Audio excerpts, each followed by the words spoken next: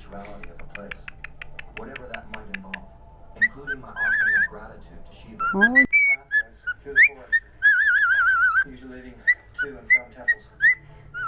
Like this one here.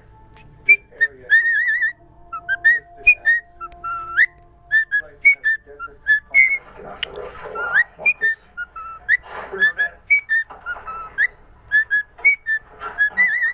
Come to these temples. It's traditional and it's respectful. There are bags of raisins for that very purpose. She's a little penguin. Maybe not all eat them.